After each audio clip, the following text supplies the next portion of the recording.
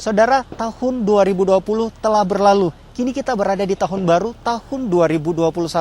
Kita tak boleh lengah, tantangan masih ada. Kita wajib tetap menerapkan protokol kesehatan agar kita bersama-sama terhindar dari COVID-19. Malam pergantian tahun 2021 jauh berbeda dari tahun sebelumnya. Tak ada riak riuh ataupun keramaian. Semuanya berjalan dengan sepi dan hanya ada perayaan di lingkup keluarga.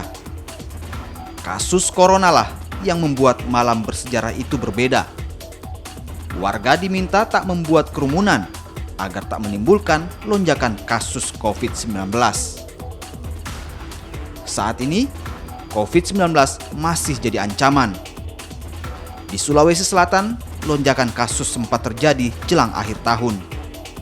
Gelombang kedua pun membayangi, apalagi setelah pergelaran pilkada serentak dihelat. Kasus COVID-19 di Sulawesi Selatan saat ini angkanya sudah menembus hingga 31.000 lebih per 31 Desember 2020. Ini mungkin akan terus naik jika tak sadar diri menerapkan protokol kesehatan.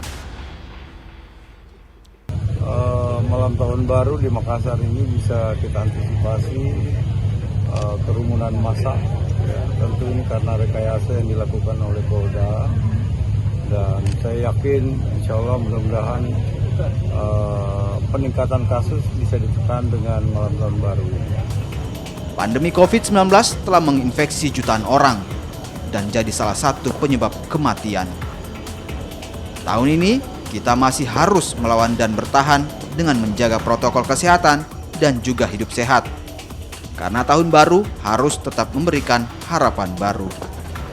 Saudara, di tahun ini, tahun baru, di tahun 2021, di mana kita ada di pola hidup baru, di mana kita harus tetap menerapkan protokol kesehatan sesuai dengan anjuran pemerintah dengan menerapkan program 3M, yaitu mencuci tangan, menjaga jarak, dan juga menggunakan masker agar kita bersama-sama terhindar dari virus corona. Abrianto Jabli, Kompas TV, Makassar.